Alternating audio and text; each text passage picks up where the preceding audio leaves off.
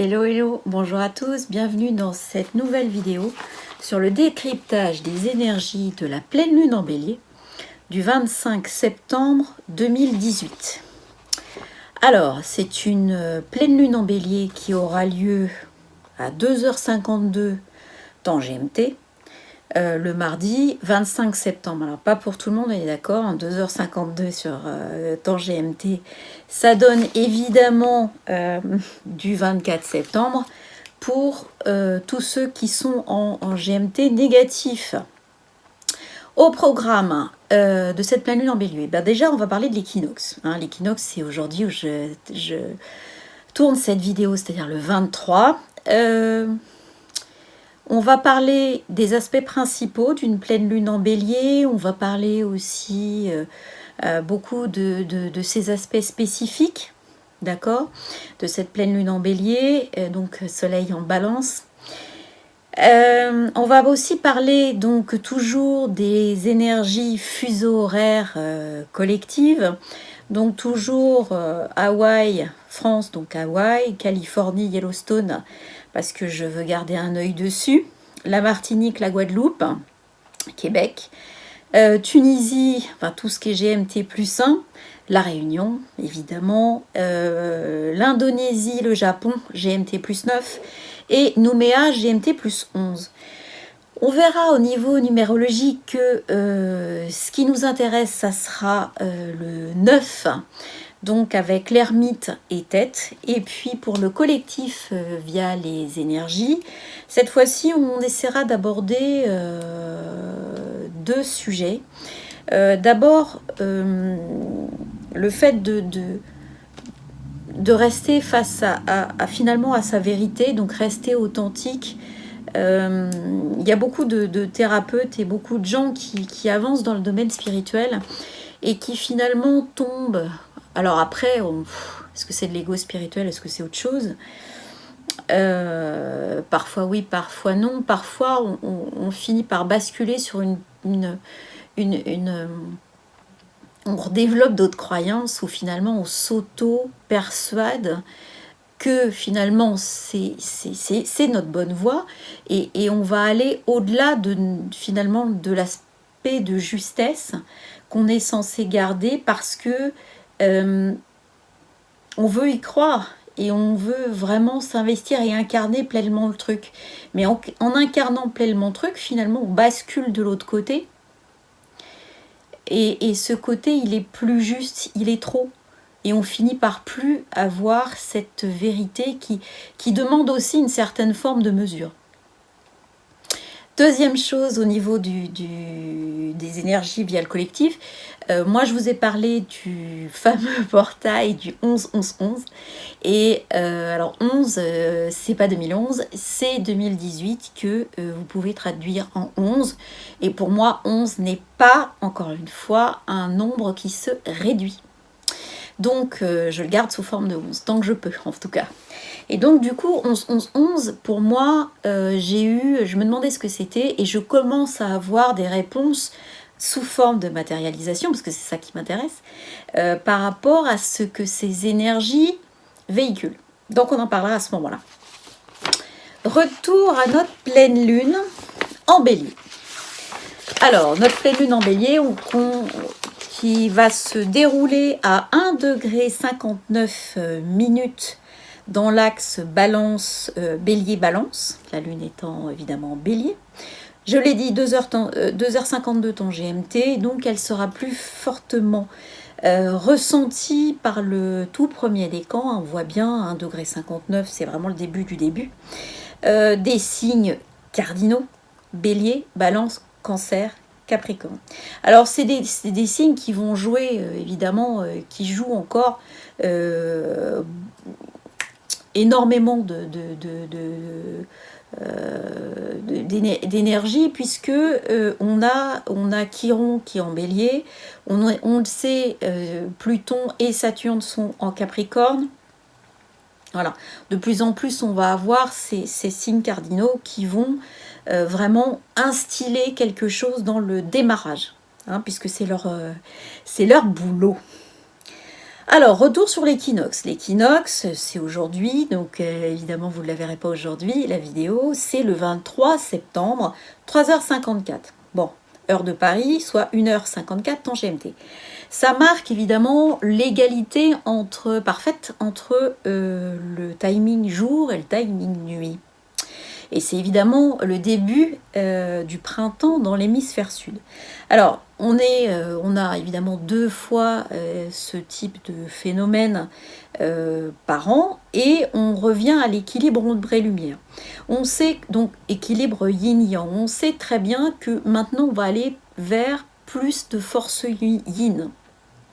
Donc on va aller vers plus de réceptivité, vers un bilan, une espèce d'intériorité, introspection, un retour à soi, peut-être même un retour à ce qui nous motive, à notre propre lumière, à ce qui est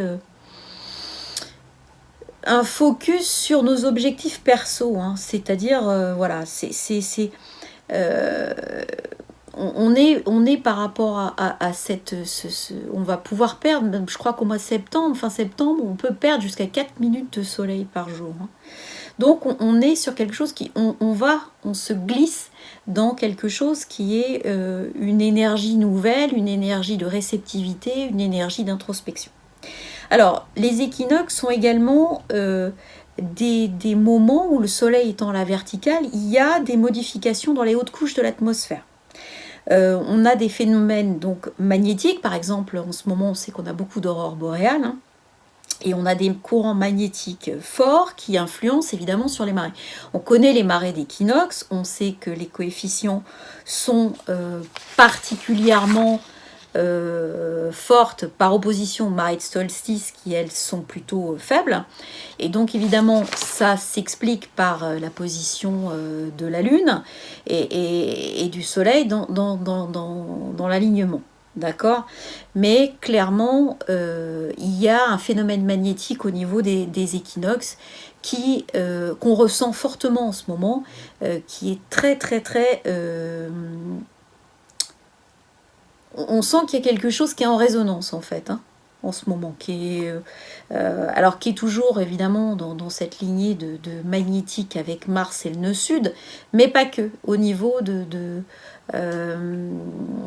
l'environnement, il y a quelque chose qui devient très brut, hein. Alors, le thème général de la pleine lune en bélier. Alors, c'est quoi une pleine lune en bélier ? Globalement, c'est des périodes de démarrage. C'est des périodes de démarrage, c'est globalement une initiation à quelque chose.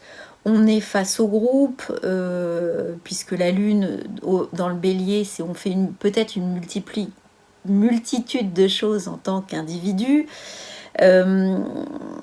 Et il y a une action qui s'installe par rapport à une hésitation. La balance, c'est aussi beaucoup, quand elle n'est pas équilibrée, l'hésitation. Donc, il y a peut-être ici, la pleine lune en bélier, elle va favoriser le choix, elle va favoriser l'action, la décision. Donc, on va être dans des situations où il y a beaucoup de possibilités d'agir, en fait, qui vont peut-être se démarrer. La lune en bélier, elle donne... la lune, c'est l'émotionnel, hein. Donc, elle donne une résonance très forte à l'émotion. L'émotion poussée par Mars, ça veut dire qu'on va se sentir fort, on va se sentir très puissant, on va se sentir impatient. On va avoir envie de faire des choses tout de suite. On va avoir aussi une intensification des émotions, par exemple. On peut avoir aussi l'impression qu'on est attaqué constamment, on a besoin, c'est une période où on a besoin finalement d'être sur la défensive, où on a besoin de pouvoir se protéger, où on a besoin de parer aux attaques multiples. Évidemment, sur le plan santé, je ne vous dis pas, c'est peut-être un côté inflammatoire qui peut se déclencher. Et évidemment, côté émotionnel, on peut avoir des pics d'émotions qui sont particulièrement forts pendant cette période. Ça peut aussi être des choses qui sont remontées face au groupe. C'est-à-dire qu'on peut peut-être se désolidariser du groupe. On peut agir face au groupe. On peut s'interposer face au groupe. On peut, je pense qu'on est amené à avoir une interaction individuelle qui va peut-être ne pas aller dans le sens du groupe. D'accord ?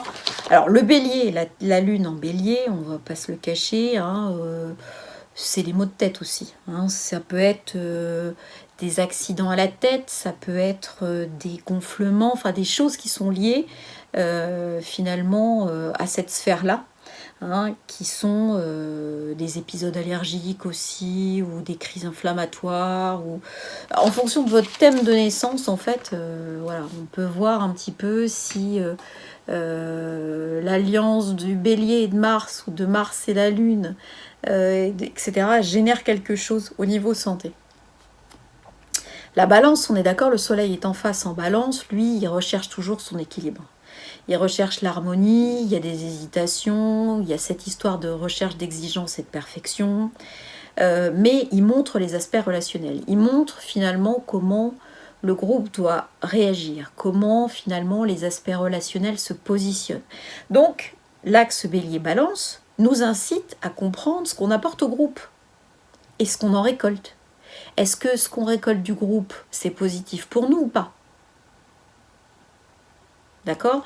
Est-ce que finalement les apports qui sont censés être des apports équilibrés avec la balance sont... Est-ce que c'est juste ? Est-ce que la relation qu'on a entre nos relationnels, est-ce que finalement c'est juste pour nous ? Est-ce que c'est juste pour les autres ? Quelle est notre position ? Quel est notre équilibre dans nos relations ? Et comment finalement on va être tenté d'agir sur celle-ci ? Alors, les aspects spécifiques de cette lunaison, ils sont très particuliers parce que cette lunaison, dans l'axe bélier-balance, la lune est conjointe à Chiron. Très, très, très, très forte. Hein. Conjonction très, très précise, très forte. Et donc, elle porte cet aspect de guérison par l'action. Il y a une décision, une guérison de l'émotionnel. Il y a quelque chose qui est, en tout cas, une porte ouverte vers la guérison, qui va s'opposer finalement à des schémas relationnels, Mercure étant avec Cérès conjoint aussi au Soleil. On a la possibilité d'avoir une guérison émotionnelle qui s'oppose au cérébral, qui s'oppose à l'aspect relationnel bien stable, des schémas relationnels qui fonctionnent bien, voilà, mais qui sont finalement très convenus, on va dire. Hein, la balance, elle va nous montrer ce que sont les apparences. Moins que le lion, mais elle va nous montrer comment le relationnel stable et de bon ton, diplomate en fait. Hein. La balance, on parle de diplomatie, on parle de douceur dans les relations. Le bélier, c'est pas tout à fait ça hein, quand même. Hein. Donc, on récolte avec cette conjonction Soleil-Mercure-Cérès. On a envie de récolter quelque chose dans nos relations. On a envie de choisir ce qui va nous être laissé. On a envie de choisir finalement le bon côté de la relation qui nous aide. D'accord ? Et là, en opposition, l'émotionnel, il dit peut-être pas en fait. Hein. Peut-être pas que moi j'ai envie de servir les choses. Mercure lui fait référence à la Vierge. En balance, lui développe aussi des qualités d'artiste, hein, d'esthète. En tout cas, il aime le beau, il aime le bien lisse, il aime, etc. La création artistique, il va aimer, etc. En conjonction avec Cérès, il va lui vouloir récolter quelque chose, hein, de façon il va juger que cérébralement il a le droit de récolter quelque chose, et donc il va être parfois un peu secoué par cette guérison émotionnelle qui va lui dire, non, tu peux pas rester dans un truc qui finalement n'est pas juste pour toi, tu vois bien. C'est pas juste pour toi. Alors, soit tu peux récolter des choses qui vont t'interpeller, qui vont t'aider sur un autre plan, matériellement peut-être, puisque voilà, mais non. Alors, c'est pour ça qu'on a ce côté relationnel utile avec Cérès. Alors, Cérès, c'est qui ? Donc, petit rappel mythologique de Cérès. Cérès, c'est Déméter en grec. Hein. C'est la déesse des moissons, de l'agriculture, de la fertilité. Et on la voit représentée parfois en statue avec des épis de blé, une faucille, enfin ce genre d'attributs qui indiquent qu'elle est en lien avec l'agriculture et avec les récoltes, hein, ni plus ni moins. Hein. Donc elle fait partie des Olympiens, donc elle réside sur le mont Olympe. Son père c'est Saturne et sa mère c'est Rhéa. Rhéa c'est qui ? C'est la déesse de l'abondance. Donc elle est toujours avec la corne d'abondance, hein, pas se tromper. Il y en a une avec l'épi et les machins, c'est Déméter, l'autre c'est Rhéa avec sa corne d'abondance. Bon. Cérès, elle est liée aux hommes par le fait d'avoir montré l'agriculture, comment on fait pour enrichir la terre, comment on fait pour faire du pain, traiter le blé, etc., etc. Et finalement, elle se marie, ou elle avait un lien avec son frère Jupiter, donc Zeus, et ils ont pour enfant Proserpine, Perséphone, d'accord, en grec. Alors, Proserpine, c'est elle qui, à un moment donné, est dans un champ avec ses copines, elle cueille des fleurs, enfin tout va bien, etc. Et puis Pluton la voit, il en tombe amoureux, et hop, il l'attrape, c'est vraiment, il y a que les métamorphoses d'Ovide pour ça. Il l'attrape, il la séquestre, il l'emmène sous la terre et il la laisse plus sortir. Qu'est-ce que fait Cérès ? Elle part à la recherche de sa fille. Et elle va aller tellement loin dans la recherche de sa fille, elle est tellement malheureuse d'avoir perdu sa fille, d'avoir sa fille été enlevée, qu'elle ne s'occupe plus de l'agriculture. Et cette agriculture meurt. Alors c'est intéressant parce que on voit que Cérès, elle est quand même depuis un certain temps en opposition à Chiron. Donc on devrait avoir, pour notre agriculture, notre vraie agriculture, on devrait avoir la potentialité de soins. Et en fait, on s'aperçoit qu'il manque quelque chose, que l'équilibrage, dans l'opposition, il existe, mais malgré tout, il y a quelque chose qui nous empêche d'aller vers la guérison de notre agriculture, et on va voir que c'est Saturne. Donc, elle finit par aller voir son ex, Jupiter, et son père, hein, à Proserpine, et qui lui, pourquoi il fait ça ? Parce que finalement, avec notre jugement à nous, c'est totalement incompréhensible.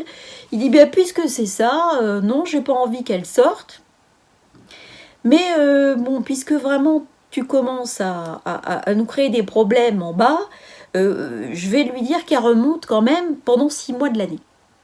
Mais le reste, elle reste avec Pluton, parce que Pluton, quand même, il en est tombé amoureux. Donc, faudrait quand même lui laisser Proserpine.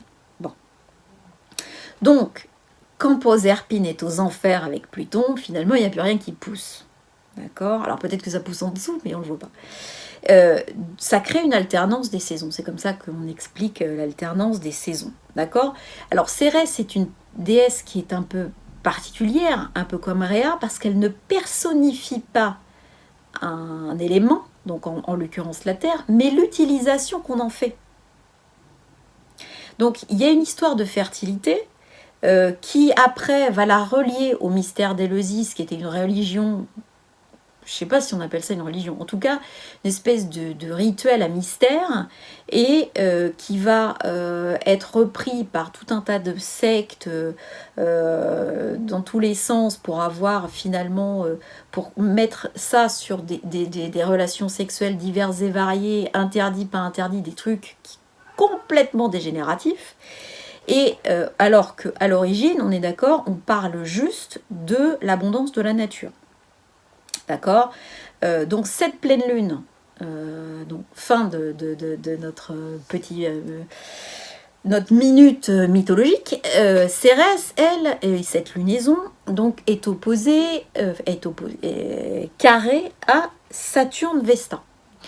Saturne Vesta en Capricorne. Donc on s'aperçoit malgré tout que même s'il y a une dynamique de guérison de nos relations, de l'émotionnel et pourquoi pas de l'agriculture, on est en résistance totale à cause de Karma Vesta, donc qui scanne, c'est la grande scanneuse, le grand sac à dos liste de Karma, et elle dit, donc allié à Saturne, donc excusez-moi du peu, parce que lui, il est quand même en significateur karmique, il se pose quand même là, donc lui, il prive.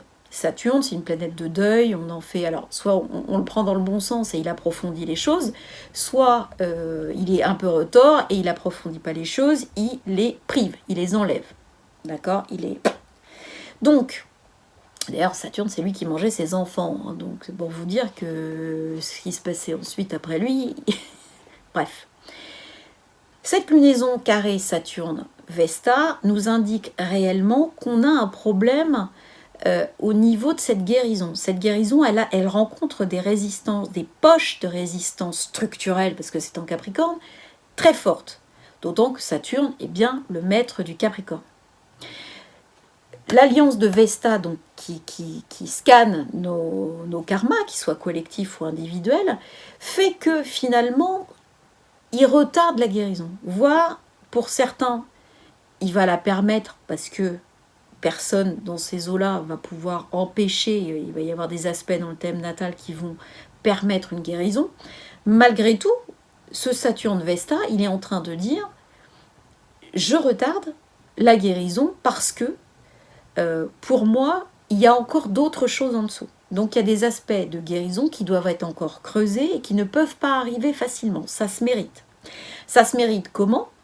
Bien, ça se mérite parce que Saturne, lui, il est très bien relié à Uranus, toujours ce trigone de terre, et donc que dit cette conjonction Vesta-Saturne? Eh bien, trigone Uranus, ni plus ni moins que il va falloir justement utiliser ce Uranus en taureau, donc utiliser plus de douleur et utiliser la conscience de la nature. Utiliser la conscience, la structure, même l'essence de la nature. D'accord ? Vraiment avec le beau, avec la douceur, avec... Voilà, et c'est pour ça que évidemment le taureau va nous ramener à Vénus, qui n'est pas très bien disposée avec tout ça, parce qu'elle est encore en bise-bise avec Uranus en face. Néanmoins, Vénus et le taureau, par rapport à Uranus, vont permettre de comprendre et d'intégrer ce que peut être finalement une conscience de la nature et des structures de guérison plus approfondies. Et c'est ça qu'on nous dit. On nous dit, guérir émotionnellement avec Mercure, etc., ça ne sera pas possible. C'est pas comme ça qu'on va vous le donner. Donc, cherchez dans vos structures qui coincent. Peut-être sont-elles encore karmiques, pour ceux qui n'ont pas tout compris, etc. Simplement, ayez conscience de ce qui peut bloquer. Allez voir ce qui bloque. Vous ne risquez rien, à part d'avoir l'élément déterminant de Uranus, de la conscience de les choses dans la matière. Et à partir de ce moment-là, vous allez tout gagner. Vous allez tout ouvrir. Vous allez pouvoir utiliser cette guérison au bon niveau. Là, on vous dit, cette guérison, elle n'est pas utilisable au niveau 1. Pourquoi au niveau 1 ? Parce que ça veut dire que tout ce qui est guéri au niveau 1 n'est pas suffisant, globalement. Donc, il faut aller chercher au niveau plus en dessous, avec la conscience de la guérison, la conscience de ce qu'il y a à libérer, de ce qu'il y a à solder, de ce qu'il y a à nettoyer, de ce qu'il y a à guérir, tout simplement. Donc ça, c'est intéressant parce que on se rend compte que finalement, on ne va pas nous faciliter la guérison si on n'a pas de conscience, si on n'a pas vraiment senti le truc, si on n'était pas allé finalement à la rencontre de ce qui bloque. Ça veut dire qu'on le fait pas, ça. Et dès lors qu'on le fait pas, qu'on va pas à la rencontre de ce truc qui bloque, finalement, la guérison est temps mort. C'est fini, c'est fini. Vous n'y avez pas le droit. Vous n'êtes pas dans le scope. On ne vous délivre pas la guérison. Bon. En tout cas, c'est comme ça que ça se passe. C'est comme ça que c'est écrit. D'accord ? Donc, on a cette dynamique qui oblige finalement, on va dire, l'humanité globale, qui est touchée par ce volet émotionnel, à aller chercher la structure même de l'émotion. D'accord ? Cette guérison, ça peut aussi être la guérison de tout ce qui est des domaines de la Lune. Donc là, on parle de l'émotionnel, mais attention, il n'y a pas que l'émotionnel. Il y a la famille, il y a le passé, il y a l'histoire, il y a les enfants, il y a l'aspect maternel, il y a les femmes en général. Donc tous ces domaines-là sont soumis à un éclairage, sont soumis à un débordement peut-être émotionnel et sont soumis à l'obligation pour guérir d'accéder à la conscience de ce que sont ces problèmes dans leur essence. Donc on a un côté qui est vraiment actif parce que cette guérison, on nous laisse la main, on nous laisse la possibilité d'y aller, on nous laisse l'activité. Et c'est pourquoi, mais pas à n'importe quel prix, c'est-à-dire que si on reste aux résultantes karmiques basiques, entre guillemets, c'est-à-dire aux choses qui se rebouclent, mais qu'on ne veut pas voir, qu'on ne comprend pas, qu'on n'assimile pas, etc., on va rebasculer à cette fameuse triplette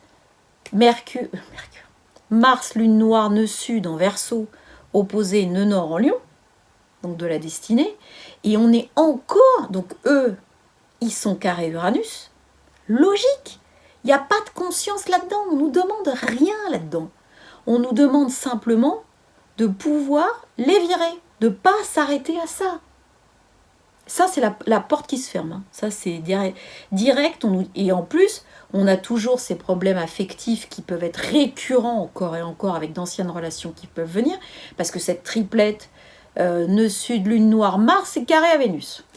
Ça, on est en Scorpion, s'il vous plaît. Donc ça veut dire que ça peut donner des trucs super torturés, machin, qu'on peut vraiment pas vouloir en voir le bout. Qu'effectivement, on a une façon d'y accéder, parce qu'on va y accéder via l'émotionnel. Cette triplette, elle est très bien reliée à la Lune. Lune conjointe Chiron. Donc encore une fois, si on passe par cette volonté de guérir l'émotionnel, et cette volonté de guérir finalement ce qui va nous gêner, en allant à la rencontre même de la conscience et de l'essence de ce qui gêne, bah, c'est nickel. On y est. C'est ok. C'est autorisé. Donc on n'a pas de finalement, le tout, ça va être de comprendre que ce qui nous arrive et ce qui boucle et ce qui peut déborder est issu finalement d'un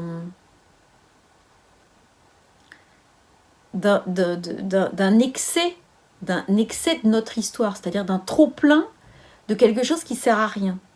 Et donc, du coup, il faut l'identifier, le coller dans des cases bien particulières, et ensuite dire, bah non, en fait, ça, j'en ai pas besoin, parce que finalement, au niveau de l'essence, de l'illustration de ce que c'est, ça n'apporte rien. Et si on sait dire que ça n'apporte rien, finalement, on va réussir à repositionner correctement notre vécu à nous par rapport à la guérison.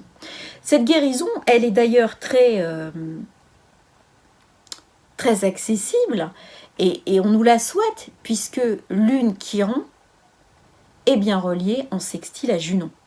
Junon est encore en Taureau. Donc on a bien une guérison qui peut aller au-delà et qui peut nous ouvrir des aspects matériels. D'accord ? Qui peut nous guérir notre émotionnel et qui peut aller au-delà de ce qu'on imagine, c'est-à-dire qu'il faut taper dans l'idéal, taper dans la relation qu'on imagine. On a la relation idéale, il faut aller la chercher. Et si, tant qu'on n'a pas défriché, déstructuré qu'on n'a pas réduit, qu'on n'a pas voulu voir les relations qu'on avait à leur plus stricte expression, à leur essence, et qu'on ne sait pas donner le moyen de se positionner par rapport à ça, on ne voit pas l'idéalité qu'il peut y avoir là-dedans, et ce que ça peut, comment ça peut nous nourrir finalement. Et là, on va avec Junon, qui est bien relié à la fois à Chiron Lune, mais bien relié aussi à Soleil, Mercure, Cérès, et également bien relié à Mars, Lune Noire, Nœud Sud. Oui, évidemment bien relié au Nœud Nord aussi. On a vraiment cette idéalité, il faut matérialiser l'idéal. L'idéal nous donne finalement l'essence qui nous ressemble. Et à partir du moment où on se rapproche de cette essence-là, la structure, en fait, va d'entrée de jeu s'aligner et guérir. Donc on est sur vraiment quelque chose qui est la guérison de l'un, donc du bélier, d'accord, peut entraîner la guérison du groupe. Puisque s'il y en a un qui peut, à ce titre-là, comprendre cette histoire-là, cette structure d'essence de relation, c'est-à-dire cette structure qui vise à n'intégrer à soi que l'idéalité, que des relations idéales, que des relations qui nous conviennent et qui sont justes, va aussi guérir le groupe. Voilà. C'est pour ça que dans l'almanach, j'avais dit un pour tous, tous pour un, parce que c'est cette guérison de l'un qui va, en équilibrage et avec la conscience d'Uranus, pouvoir profiter à tous. Donc ça, c'est super intéressant, d'accord ? Donc on est vraiment sur des choses qui sont très très pointues, mais qui sont essentielles à comprendre. Vesta aussi, en conjonction avec Saturne, elle nous... Donc toujours dans la dominante karmique, elle nous amène à sacrifier quelque chose. Alors ça peut être sacrifier cette structure matérielle qui nous embrigade, cette croyance probablement, qui est liée peut-être à la famille, peut-être à la profession, peut-être à autre chose, mais vraiment, Saturne Vesta va nous dire il y a un truc à sacrifier pour retrouver votre authenticité, pour vraiment rester dans l'alignement ascétique presque au niveau de l'âme. Vraiment être complètement à l'encontre de ce que le mental a établi. D'accord ? C'est pour ça que c'est carré au mental et au lion. C'est-à-dire et au soleil. C'est-à-dire que tout ce qui est convenu, qui peut être diplomate, qui peut être finalement un frein à la guérison, peut être un retard, une mauvaise compréhension, une erreur, d'accord ? D'autant que on a toujours notre Neptune rétrograde qui circule évidemment en Poisson, qui peut donc flouter certaines situations en fonction de votre thème. Donc l'idée avec ce Vesta Saturne, c'est de trouver une espèce de compromis, de quelque chose de constructif qui va se délester finalement du sac à dos de Vesta et qu'on va sacrifier, on ne va pas vouloir le reprendre. Donc qu'est-ce qu'on va pouvoir regarder pour aller vers l'idéal en fait, pour aller vers l'essence du truc et ne plus gérer ce sac à dos karmique qui ne sert à rien, qui ne sert à personne, qui voilà, etc. Conscience de tout ça, d'accord ? On bâtit de nouvelles structures avec la conscience d'Uranus grâce à ce trigone Saturne-Uranus dans les deux signes de terre, Capricorne, Taureau. Alors, qu'est-ce qu'on a comme autre aspect important ? Donc, on a dit qu'on avait Vénus opposé Uranus. Bah oui, c'est encore, donc quand en fait, c'est quand certaines relations vont pas aller vers cet idéal constructif on va vous mettre une fin de non-recevoir au bidule, quoi. Ça va être hop, terminé. La personne peut disparaître d'un seul coup. Et comme dit mon ami Naïd, posez-vous la question de savoir de quoi elle vous protège en faisant ça. C'est important.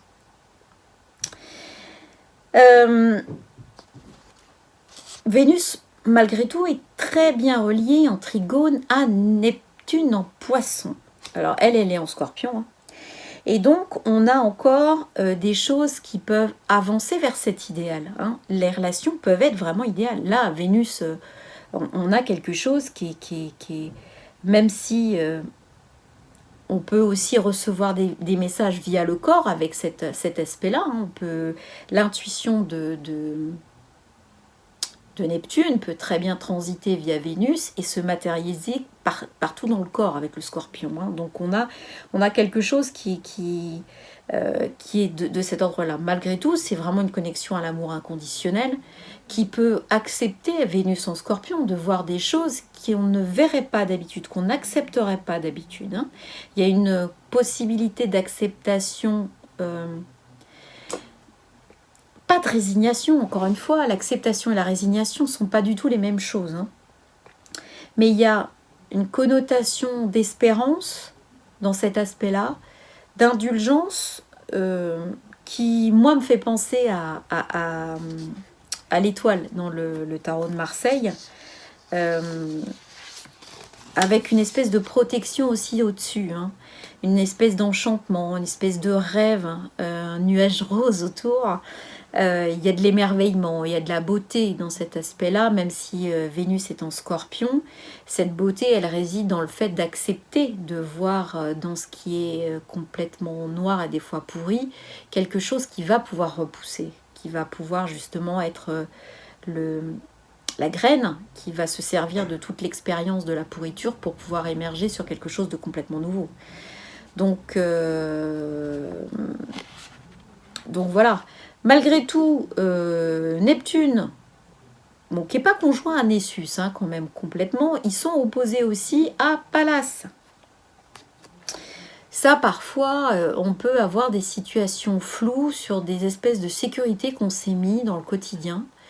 Et on peut voir des choses, des situations un petit peu... parce que c'est des trahisons, hein. Nessus en face, Pallas, ça veut dire que c'est le cheval de Troie, hein.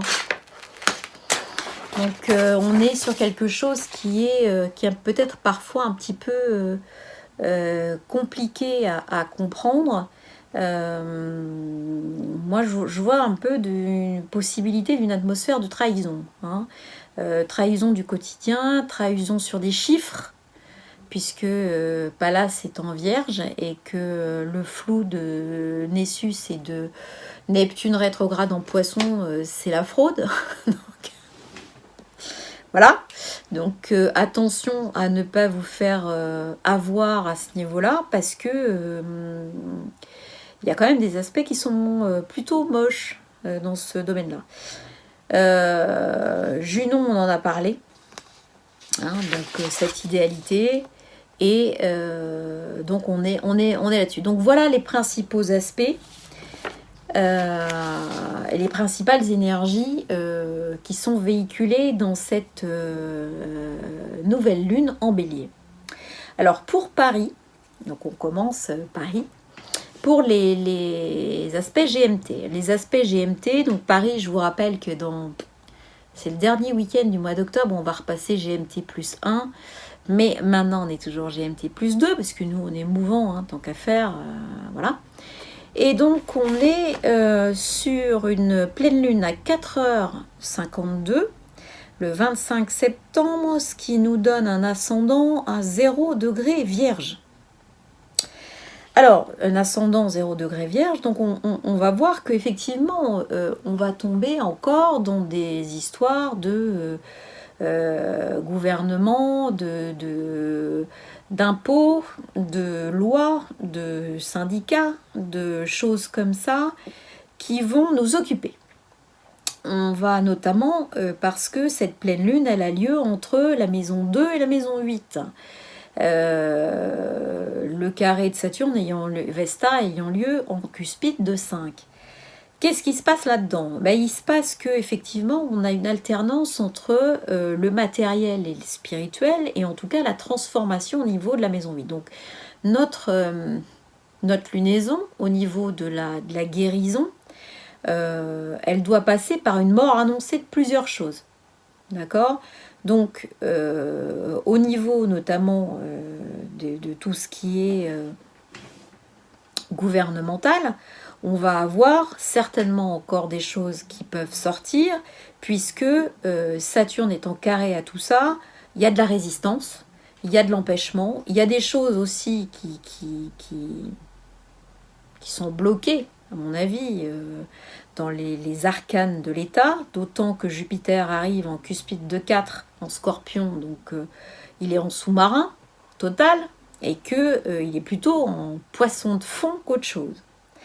Donc, Neptune ayant lui une position dominante en maison 7, donc les autres, les contrats, etc., c'est pareil, on est toujours sur un floutage particulier. Donc pour moi, les 15 prochains jours peuvent se marquer au niveau collectif dans ce fuseau horaire par encore beaucoup de floutage de situations, mais malgré tout, il peut y avoir des choses qui sont donc évidemment cachées et qui peuvent apparaître, des bouts de guérison qu'on veut, donc qui peuvent apparaître très succinctement, d'accord, par certains individus, mais qui seront immédiatement mis sous cloche.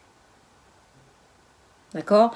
Donc on peut avoir des choses qui remontent, des informations qui remontent par la lune Chiron en bélier, mais ça sera aussitôt transformé et aussitôt remis au rebut pour ne pas entraver le bon déroulement des affaires, notamment et d'arrivée de l'argent en maison 2.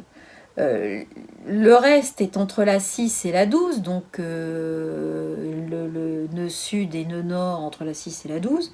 Donc je pense malgré tout qu'on a une possibilité de mécontentement social fort qui peut se matérialiser via des débordements, via des choses comme ça, et qui peut toucher aussi pas que des groupes, je dirais, d'industrie, etc., mais ça peut aussi toucher les hôpitaux, ça peut toucher les écoles, ça peut toucher, je dirais, les nouvelles technologies, ça peut toucher les transports.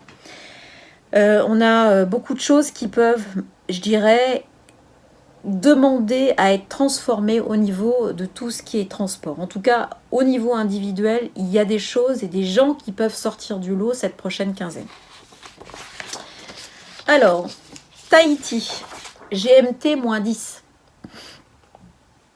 Alors, on est toujours temps universel 2h52 le 25, mais du coup, on est à -10, donc ça fait 24 septembre, 16h52. On est sur un ascendant 17 degrés 59 Poisson, donc on est conjoint Neptune. Conjoint Neptune qui va finalement nous mettre une lunaison entre la maison 1 et la maison 7. Donc là, plus donc une Mars nœud sud, lune noire opposée entre la 5 et la 11. Donc là, clairement, on a quelque chose qui peut être du domaine de ce qui est... du domaine de ce qui est, je dirais, flouté. Alors au niveau climatique, on n'a pas fini avec les problèmes climatiques, puisque ça va devenir, ça se rebascule entre la 11 et la 7. On va mettre le pouvoir et les contrats et l'activité de la loi obligés à servir les intérêts de l'île. Obligé à servir les intérêts de cette optique-là. C'est-à-dire qu'il peut se passer quelque chose. Uranus n'est pas étranger. Uranus en 2 est capable de créer un problème en étant carré Verseau et Mars, etc. Problématique. donc créer quelque chose, un événement soudain, qui va demander à ce qu'il y ait une guérison au niveau, certains individus peuvent montrer la voie de la guérison, tout pendant qu'on va se heurter à des murs qui correspondront finalement à ce que des États auront fait. Au niveau individuel, cette énergie-là, elle prédispose pas du tout à ce que finalement il y ait une guérison collective. D'accord? On est vraiment sur de la guérison individuelle. Là, on dit, attention, déjà, essayez de voir ce qui, en vous-même, cause du flou, cause des croyances erronées, ne vous permet pas d'atteindre vos objectifs, fait de la résistance à ce que vous faites. Est-ce que c'est des choses que vous faites vous? Est-ce que c'est des choses que vous subissez du fait du miroir ou du fait d'autres choses? Et où en êtes-vous au niveau de vos dons, au niveau de vos possessions, au niveau de votre patrimoine? Et là, on est en train de vous expliquer que votre patrimoine doit peut-être aller vers un changement, aller vers une modification, aller vers plus de conscience de ce que vous avez et ce que vous possédez. Là, on est vraiment, voilà. Au niveau collectif, il peut y avoir des peurs, il peut y avoir des constructions qui sont erronées, dû au fait de lune noire, Mars nœud sud, etc. Et donc le mieux c'est de se recentrer sur le nœud nord en 5 en Lion. Donc le nœud nord c'est sur soi et sa générosité propre, pour aller voir un petit peu comment on peut guérir les choses autour de soi. Mais c'est la guérison individuelle qui est sollicitée. Alors, Los Angeles, la Californie, enfin tout ce machin-là, GMT plus 7, Yellowstone aussi. Ici, on va trouver une pleine lune le 24 septembre à 19h52, ce qui nous donne un ascendant à 28 degrés Cancer, Bélier, donc en conjonction avec Uranus. D'accord? La lunaison aura lieu entre la 6 et la 12. Donc là, on peut se dire, tiens, il y a quelque chose de climatique, d'accord, d'autant que Pluton est sur la cuspide de 10, c'est-à-dire dans les objectifs principaux, la destinée, ce qu'on veut. La maison 10 est aussi occupée par lune noire Mars nœud sud, donc on peut se dire qu'il y a des choses qui veulent sortir de façon prioritaire, hein. Et Nessus, Neptune sont vers la fin de la maison 11, donc ils floutent le collectif. Et surtout, il y a la possibilité de trahison, des possibilités de pas comprendre, de faire des erreurs sur les situations collectives. On peut se tromper dans ce qui est dit, etc. etc. Donc ici, je dirais, la notion de guérison, elle s'opère surtout, je dirais, en interne. La guérison de l'individu, ça sera la volonté interne de l'individu à pouvoir comprendre et appréhender les choses, à pouvoir comprendre et surtout se dresser contre finalement une certaine forme de résistance incarnée par le carré Saturne-Vesta en 9, qui va dire mais c'est pas possible, au niveau qui va faire de la résistance au niveau spirituel. C'est-à-dire qu'on va se dire mais c'est pas possible qu'on l'ait mérité, ou c'est pas possible que, mérité entre guillemets, c'est pas possible que ça arrive parce qu'on ait déclenché ça avec des égrégores. C'est pas possible que ce soit un miroir, c'est pas possible que. D'accord?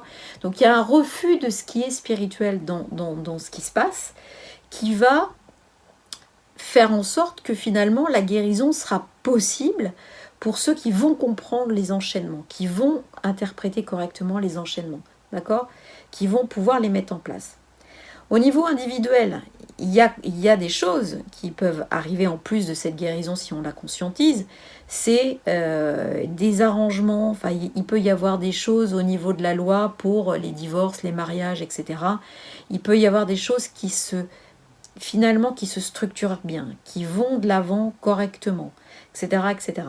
Donc ça, il peut y avoir des choses aussi familiales, des guérisons familiales qui arrivent, où on se rend compte que finalement, on avait laissé passer des croyances ou des choses comme ça qui n'avaient pas de sens, et qui, par bienveillance ou par générosité, peuvent aujourd'hui se remettre sur des choses tout à fait intéressantes. Donc là, de la bienveillance au niveau personnel peut amener vraiment à une modification et à une guérison au niveau individuel. Voilà. Tout ce qui est, encore une fois, collectif, risque de passer par des blocages au niveau étatique. D'accord? On a un très grand contrôle, un très grand verrou de l'État, et en tout cas, ça va bouger de ce côté-là. Il y a des affaires qui vont sortir, il y a des choses qui vont sortir aux États-Unis, il y a des choses qui vont sortir dans ces eaux-là, parce que ça ne peut plus rester, parce que ça bloque. GMT -4. Donc là, on est sur la Martinique, la Guadeloupe. Voilà. Donc, on est sur une lunaison, une pleine lune qui a lieu le 24 septembre 2018, 22h52. D'accord? Ce qui nous donne un ascendant 19 degrés 55 Gémeaux.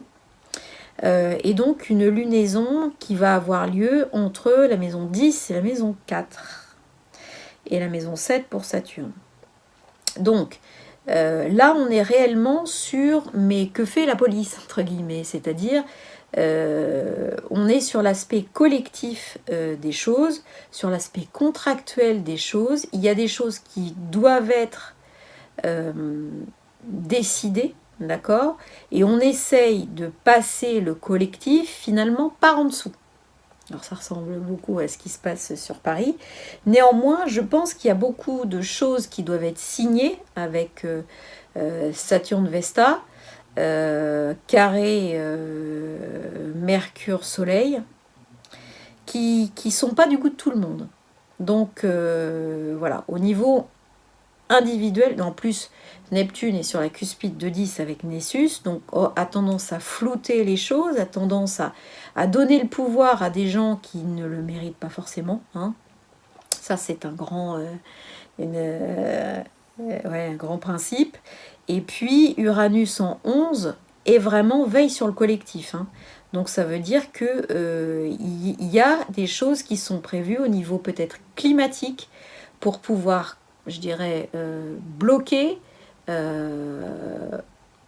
faire en sorte de poser des questions et remettre les gens sur les bons influx, quelque chose comme ça.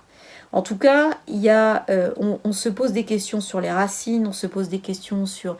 Il y a une guérison, une possibilité de porte ouverte de guérison sur tout ce qui a été vécu au niveau étatique, au niveau familial. Hein. C'est très très important et surtout, il faut peut-être regarder les contrats. Qu'est-ce qu'il y a dans ces contrats? Est-ce que les contrats que vous passez sont des contrats normaux? Est-ce que c'est juste? La notion de justesse et de ce qu'il y a dans les contrats fait établir que c'est pas juste. Il y a quelque chose qui n'est pas à sa place, à cet endroit-là. Et donc, un problème climatique n'est pas exclu.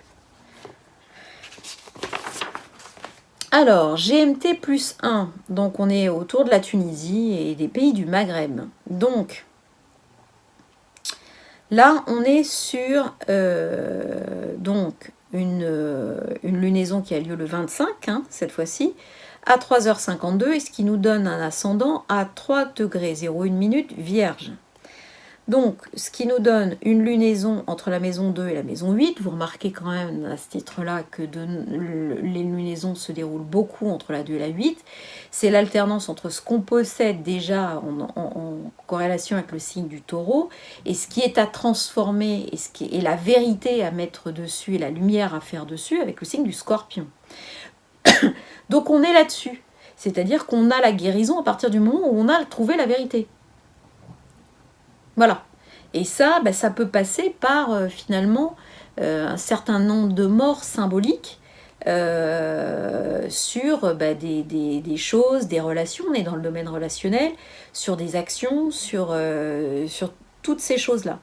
Et là, on est encore en plus avec des actions de groupe qui peuvent être menées, mais qui ne sont pas tout à fait dans la vérité. Donc il y a des obligations, il y a Uranus qui au niveau spirituel va recadrer en claquant la porte notamment d'un certain nombre de choses. Donc là on nous demande dans Tunisie GMT plus 1, il y a une réflexion sur la loyauté, il y a une réflexion sur le positionnement spirituel, sur l'essence spirituelle, sur l'idéal, sur ce qu'on veut, sur la façon dont on voudrait le mettre en place, sur la matérialisation de cet idéal. Alors, GMT plus 4, la réunion, donc pleine lune qui aura lieu donc à 6h52, temps GMT, heure locale.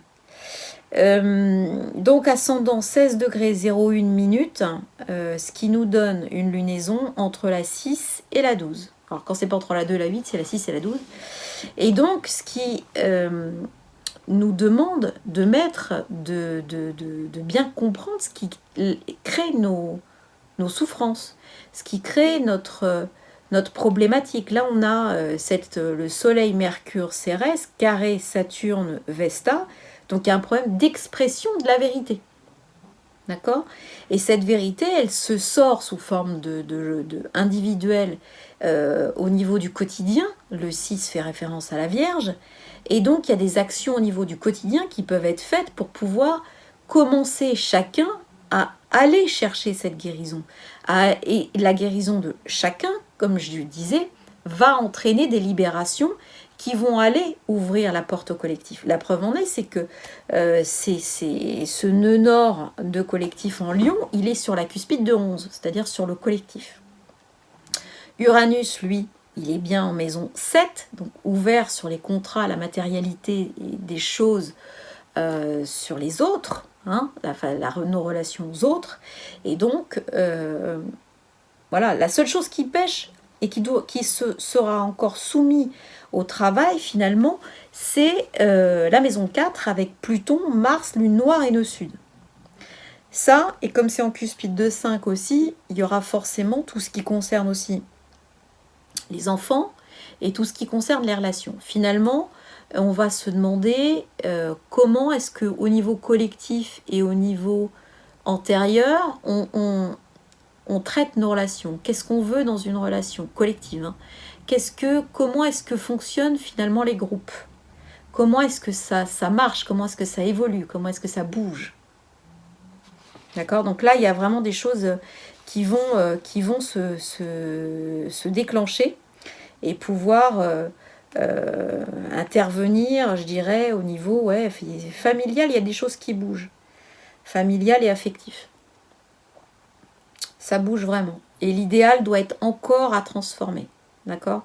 L'idéal doit être à intégrer. On est loin de l'intégration de l'idéal pour l'instant. Japon, Indonésie, donc GMT plus 7. On est à une lunaison à 9h52, heure locale, ascendant 7 degrés 54, Sagittaire. Ce qui nous donne une lunaison entre les maisons, on va dire cuspide, 5 et 11. Donc là, on est clairement sur le collectif et la créativité. Donc, comment est-ce que finalement on va pouvoir soigner sa créativité ? Comment est-ce qu'on va pouvoir soigner l'individuel par rapport au collectif qui finalement est basé sur tout un tas de croyances et de conformités qui sont plus bonnes, dont il faut se débarrasser. Alors culturellement, je ne vous dis pas, ça risque d'être quand même un peu chaud patate, hein, de pouvoir commencer à dégommer les croyances ou le collectif dans ces zones-là. Il y a un problème d'expression, c'est normal, problème d'expression, c'est-à-dire qu'on n'arrive pas à parler des choses, il y a une vraie douleur dans l'affectif, une vraie douleur à l'expression de l'affectif. Voilà, au niveau collectif, attention, parce qu'on peut avoir des manifestations pour le spirituel, on peut avoir du climatique ou du sismique qui se matérialise. Ça peut secouer quand même. un petit peu. Nouméa, GMT plus 11. Donc on est sur une lunaison le 25 à 13h52, 8 degrés 36, Verseau. Donc là, on est en plein sur la lunaison, sur la position de Mars nœud sud, lune noire, sur l'ascendant. Avec une lunaison entre la 3 et la 9. Donc il faut exprimer les choses. Et surtout les choses qui sont liées au groupe, aux actions de groupe, à la façon dont se comporte le masculin. Voilà, il y a vraiment des choses à repositionner, à exprimer. C'est important parce que on a une possibilité, je dirais, d'avancée spirituelle et de compréhension de ce que sont les relations qui sont dysfonctionnelles, si on les exprime, si on cherche à avancer dans le truc, si on cherche à vraiment pouvoir compenser les manquements, là on va pouvoir trouver et avoir les idées et avoir les bons influx qui vont permettre de pouvoir pousser le cheminement dans le raisonnement plutôt dans sur les bons rails. Là, on est vraiment, il y a quelque chose de l'ordre du groupe qui retourne en arrière. Donc, et pour pouvoir retourner en arrière avec le groupe, il faut exprimer les choses telles que vous les ressentez et avec l'idéal que ça doit véhiculer. Voilà, donc ça, c'est pour les fuseaux horaires. La numérologie. Comme je vous le disais, la numérologie, on est sur du 9, donc 25, 9, 2018, ça donne 2 plus 5 plus 9 plus 2 plus 1 plus 8, ça fait 27, et 27, 2 plus 7, ça fait évidemment 9. En réduction, eh bien, on tombe sur du 25, 9, 11, donc 7 plus 9 plus 11 qui fait aussi 27, puisque je ne réduis pas le maître nombre, comme le 11. Donc le 9, on est sur, finalement, comme le mois de septembre. Donc on est sur une 9e lame de tarot qui nous incite à faire un espèce de bilan, qui nous incite, il regarde vers la gauche, hein, on est d'accord, lui, il regarde vers la gauche. Donc il regarde vers le passé, il regarde vers l'expérience qu'il a, il regarde vers ce qu'il sait faire déjà, il regarde vers tout ça. Et il va regarder tout ce qui a été matériel. Donc il va nous parler de mise au point, de réflexion, de discernement aussi, de prudence et de temps, de lenteur. Il nous dit, prenez, en fait, c'est même pas de la lenteur dont il nous parle, c'est de rythme. Il nous dit, chacun a son rythme qu'il doit respecter. Évidemment, ça c'est dans... Voilà. Et le 9, on ne doit pas oublier que c'est un retour au 1, un retour au tout. Donc il y a un mouvement, après le 9, il y a une espèce de mouvement de bascule, puisque le 9 rassemble finalement en lui tout ce qui a été expérimenté avant, et notamment entre le 1, lui c'est là le moment, c'est l'état des lieux, voilà. Mais entre le 2 et finalement le 7, on a expérimenté des choses, on sait que le 7, c'est le chariot, c'est une espèce de victoire matérielle. Le 8, c'est un équilibre parfait, une sorte de victoire, d'apogée, enfin de... Voilà. Et là, on en est à rassembler tout le truc en disant, bon ben voilà, on va passer au cycle d'après. Donc, c'est le moment, en ce moment, le 9 nous dit d'intégrer des nouvelles données, de toujours avec la lanterne, de regarder un petit peu ce que dit notre guidance intérieure. Et puis, il y a aussi là-dedans une alliance avec la détermination, avec finalement, quels ont été nos objectifs. Donc, il y a une espèce de gestation lente par rapport à tout ça, où finalement on est comme Proserpine, voilà.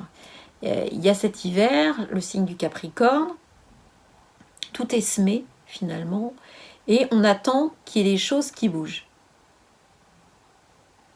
Et on attend cette fameuse récolte. Donc, ce qu'on a pensé finalement, c'est la loi d'attraction, c'est ce qu'on a mis dans la matière, c'est ce qu'on a, voilà, qui va être utile pour la prochaine récolte. Donc, on est toujours dans l'attente finalement d'un nouveau monde, d'une nouvelle chose, de nouvelles, voilà. Puis il y a cette notion de silence aussi chez l'ermite, qui en fait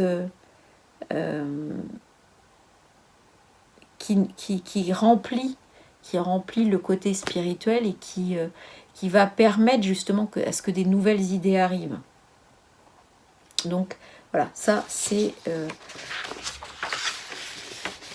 l'aspect vibratoire du truc. Après, le corollaire, c'est tête au niveau des lettres hébraïques. Alors tête, c'est la caverne, hein. On voit, il y a une espèce de trésor à l'intérieur, la graine qui est cachée à l'intérieur de la caverne.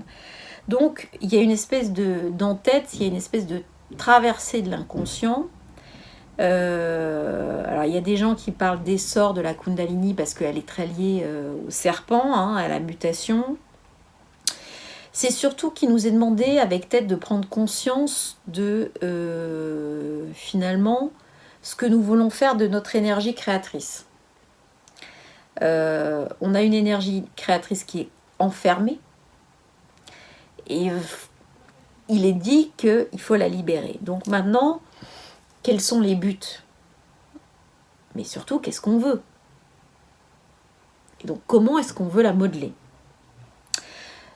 Comme on parle de sortir et des sorts de trucs, on est sur une vision où finalement, il y a des choses qui peuvent sortir de la caverne. Donc des secrets qui peuvent être révélés encore. Hein, des choses qui peuvent être mises en lumière. D'abord pour qu'on les comprenne mieux. Ensuite, peut-être pour qu'on voit un petit peu les choses, qu'on ait plus de possibilités de trouver des portes de sortie. Alors, toujours sur ce domaine de la caverne, la caverne est assimilée au temple, le temple peut être assimilé au corps. Donc, on peut avoir aussi un questionnement dans cette période-là sur le corps et le soin qu'on lui donne. Finalement, qu'est-ce qui en ressort, d'accord?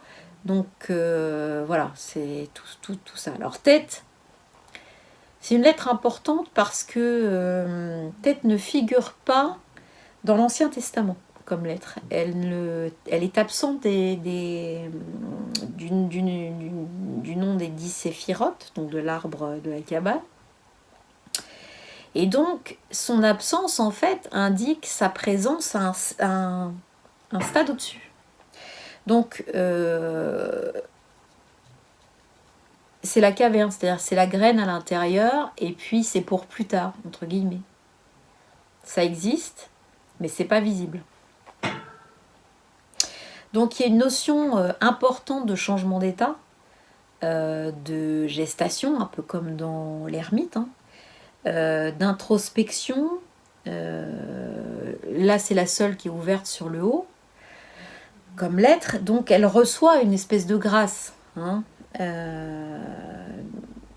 donc, et c'est par là, c'est cette eau, comme un bol, cette eau divine qu'elle va recevoir qui pourra la faire pousser, en fait. Je pense que c'est comme ça qu'il faut la comprendre. Maintenant, il y a une certaine... ouais, on fait référence beaucoup à la boue en parlant de... Voilà, parce que la boue, c'est soi-disant...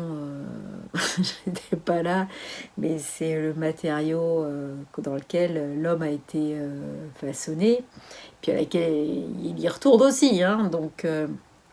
là, on est dans quelque chose qui est beaucoup plus coconné, qui est une sorte de caverne, de refuge,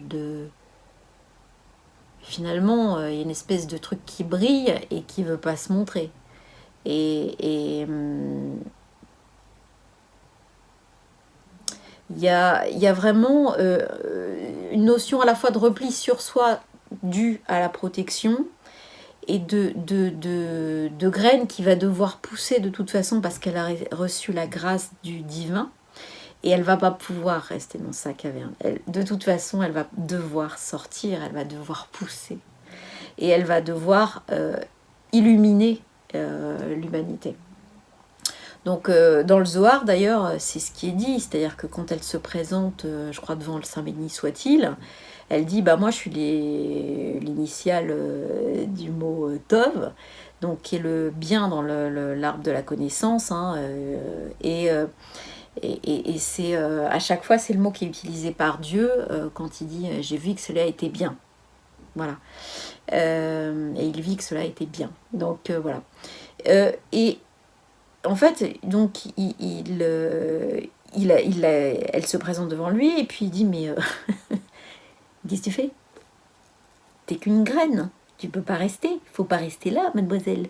Et donc il dit mais tu verras rien du tout d'ici, toi. Rentre d'eau dans la caverne, tu ne verras rien. Parce que toi, t'es pas destiné à ça, t'es destiné à l'autre d'après. Une fois qu'ils se seront tous crachés là, et ben toi, tu pourras faire ton travail ensuite. Mais pour l'instant, surtout, tu te montres pas parce que ils vont faire quelque chose de pas bien avec toi. Effectivement, puisqu'il lui dit, je crois, tu n'as rien de commun avec le monde que je veux créer. Le bien est enfermé en toi et c'est tellement abondant et tellement haute comme vibration que tout le monde te craint et que tu vas être pulvérisé par tout le monde. Donc simplement parce que tu es le bien et donc non, tu circules. Pour ça qu'on n'a pas rencontré beaucoup en fait, c'est normal. Il n'a jamais été là. C'est rassurant, hein, quelque part. Hein. Donc, en fait, il lui dit, quand tout le mal sera intégré au Tov, donc il y a cette histoire d'unicité, de ramener au 1, eh bien, le Tov sera vraiment le Tov. C'est-à-dire que le bien ne peut être le bien au stade plus qu'à partir du moment où il a accepté d'intégrer en lui le mal. Pour faire le 1. Et donc, quand on est vraiment uniquement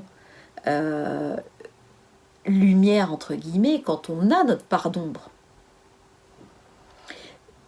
si, évidemment, on ne peut pas avoir que de la part d'ombre, et on ne peut pas vivre que dans la lumière. Le 1 lumineux, il a intégré sa part d'ombre, il est en équilibre avec, il la maîtrise, il la contrôle, c'est... là, le Tov de départ, c'est l'élément, c'est le bien au sens cellulaire, on va dire. D'accord, à partir du moment où ça pousse, le bien la cellule va se diviser, et soit on fait un cancer généralisé, soit finalement on va réussir à muter le truc et on va devenir plus fort. On va résister à la maladie, on va devenir plus fort. Ça, c'est la théorie. Donc voilà. Ça, c'est pour la numéro. Les énergies via le collectif. Alors, premier sujet qui est le sujet de l'authenticité. Il y a quelques... on m'a remonté ou je l'ai vu par moi-même parce que on m'a filé les vidéos, voilà. Il y a un certain nombre de gens, que je le vois même dans ma vie perso, il y a un certain nombre de gens qui ont vraiment beaucoup travaillé sur leur truc, qui sont pile poil dans leur voie, qui sont vraiment très impliqués, très impactés, très impliqués dans ce qu'ils sont, dans le fait d'aider les gens. Et dans le fait de réussir à pouvoir donner quelque chose à transmettre. Et en fait, en ce moment, les énergies sont fracassantes. C'est-à-dire que dès que vous n'êtes pas aligné avec ce que vous êtes dans votre mission de vie, et que vous savez que c'est tel et tel truc... vous voulez par exemple, je sais pas, faire du miel, voilà, Et puis, vous adorez les abeilles, et puis à un moment donné, vous vous mettez à comprendre que vous pouvez faire de l'argent avec ça, puis vous allez au-delà, et puis vous coupez votre miel avec je sais pas quoi, et voilà. Ça fait pas de vous des gens qui aimaient pas les abeilles. Ça fait pas de vous des gens qui aimaient pas votre métier. Ça fait pas de vous des gens qui aimaient pas le miel. Ou qui voulaient pas faire le bien. Ça fait de vous des gens qui avaient oublié l'essence primordiale. Qui est allé trop vite. Et qui avaient peut-être mélangé un certain nombre de choses, de l'ego et de l'âme. En ce moment, c'est vrai qu'on n'est pas à l'abri de ce genre de trucs. Tous. Je pense que ça peut tous nous toucher. Moi, je sais que c'est un truc qui me fait énormément flipper. Et chaque fois, je me pose des tas de questions. Est-ce que je suis pas en train de délirer? Est-ce que je l'ai vérifié, ce que je vous dis? Comment je l'ai vérifié? Combien de fois? Par quoi? Dans la matière. Moi, je vous donne que des trucs voilà, que j'expérimente un peu avant. Et malgré tout, on n'est pas à l'abri. Alors après, il y a deux solutions. Quand vous avez vécu un manque d'authenticité, ou un égarement, ou une sortie de route, je vais appeler ça une sortie de route, ça peut arriver à tout le monde. Donc vous avez la possibilité de dire, mais moi je me suis trompée. J'ai été trop loin, ou je me suis pris pour un gourou, ou je sais pas trop quoi. J'ai voulu faire un peu d'argent parce que finalement j'en manque. Je me suis fait avoir, ou j'ai cru que c'était, je sais pas, qu'il y avait que tout, voilà, que finalement c'était autorisé de passer comme ça, et puis j'ai oublié l'essentiel en fait, qui était la vérité, où j'ai pas voulu le voir, où j'ai pas voulu me reposer les questions, où j'ai pas eu le temps, ou bref. Et en fait, ça pose la problématique du discernement. Et du discernement à la fois pour celui qui donne le message, mais pas que. La problématique aussi pour celui qui reçoit le message. Est-ce que ce message me parle? Est-ce que cette personne-là a une résonance avec moi? Et comment? Est-ce que c'est parce que ça me conforte dans mes croyances? Parce que quelqu'un qui va vous déranger, si ça se trouve, il va vous rendre des fois plus service que quelqu'un qui ne va pas vous déranger. Donc forcément, celui qui va vous déranger, il sera vachement moins sympathique que la personne qui va vous dire « Oui, tu as raison, c'est bien ». Donc il y a cette histoire, et pourquoi je rebondis là-dessus? Parce que c'est le Tête et l'ermite qui nous parle de discernement. Et ça fait plusieurs fois qu'on a l'ermite et qu'on nous dit attention à votre discernement, ça peut être flouté. Et qu'on voit la position de Neptune qui nous dit allez-y les enfants, allez-y. Et non, allez-y pas. N'oubliez pas le discernement. Est-ce que ce que je raconte, je le reçois bien? Et puis si je me suis trompée, qu'est-ce qui se passe? Est-ce que si par exemple, je suis blessée, je l'ai mal pris? Bon. Ouais, d'accord, ok, l'ego, c'est pas une maladie incurable. Hein. C'est un truc, on en a besoin de l'ego. Sinon, dans la matrice, ici, je vois pas comment on avance. Hein. Cela étant dit, l'ego pour se diriger, c'est une chose. L'ego pour qui bloque parce qu'il prend balle et qu'il est susceptible, c'en est une autre. On n'est pas obligé de le garder. Par contre, celui-là, il dit peut-être que tu as des trucs à revoir, parce que c'est pas normal que si tu fais un truc spirituel et que tu te trompes et que en plus tu le prends mal, voilà. Quand on est attaqué sur certains trucs, effectivement, on va le prendre mal. Ou pas. C'est notre rapport à nous-mêmes, finalement. La personne qui est en face, elle va...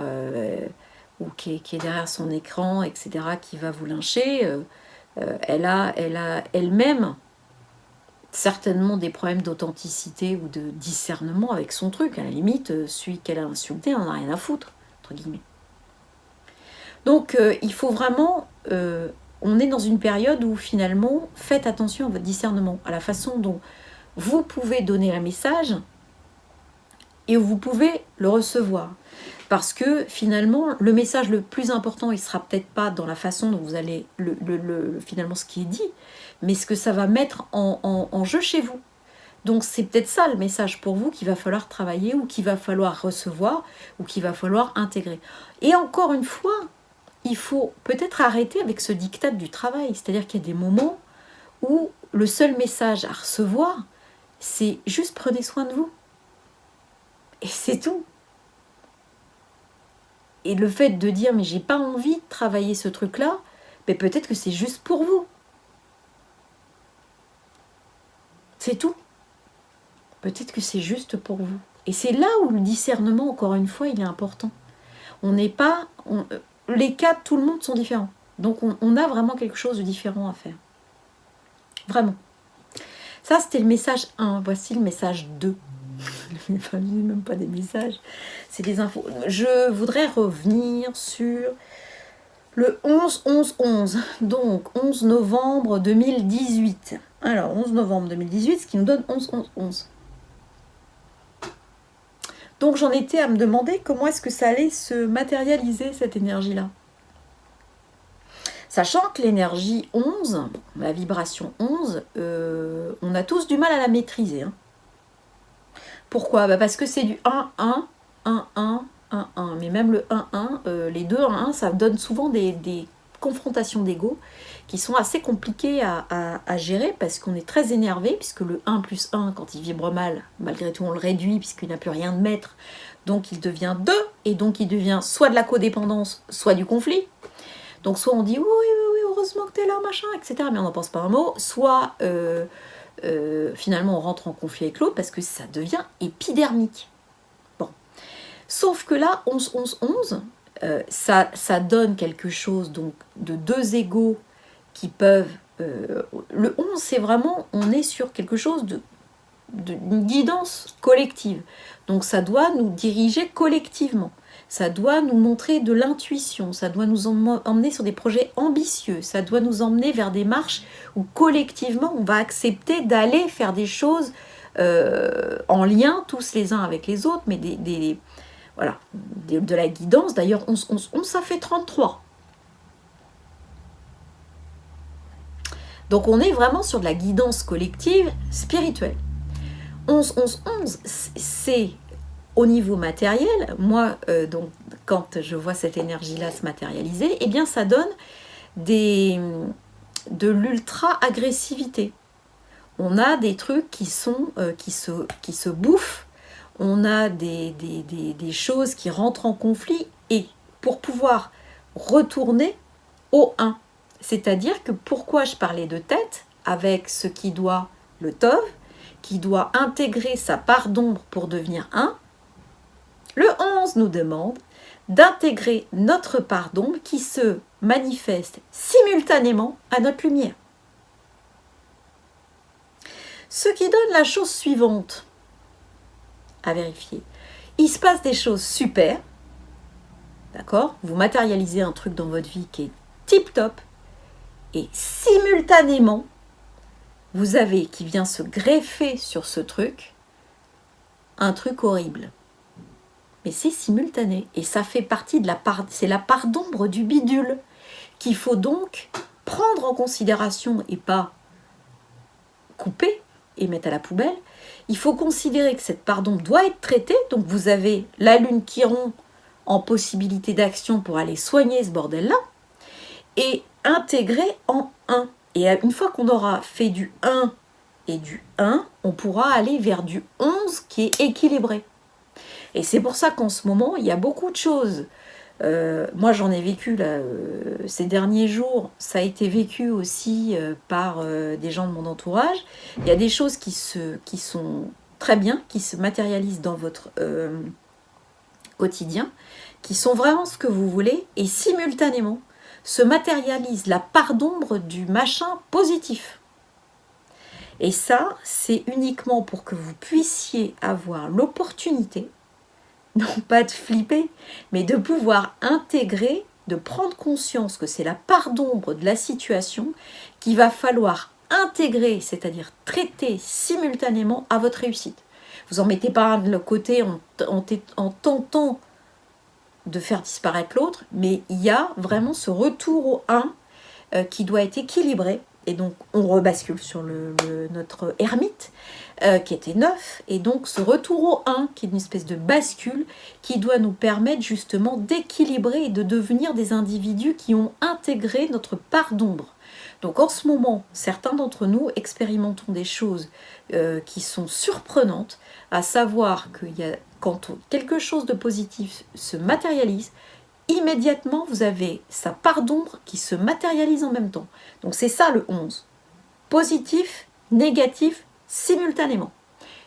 Pour vous donner l'opportunité de joindre les deux et d'en faire quelque chose qui au niveau vibratoire, va s'annuler. Donc voilà. C'est ce que je voulais vous communiquer sur ce que j'avais pu expérimenter, parce que peut-être que vous, ça va vous parler. Il y en a certains, ça ne va pas parler, mais si ça vous parle, eh bien écoutez, ça sera l'essentiel. Voilà, j'espère que c'est clair pour vous, j'espère que ça vous parlera. Je vais vous souhaiter une excellente pleine lune en bélier. Profitez-en bien, vous avez la main, donc... réfléchissez, gardez votre discernement et puis tout devrait se passer correctement. Je vous embrasse fort, prenez soin de vous, prenez soin des vôtres et puis à bientôt pour une prochaine vidéo. Ciao, ciao.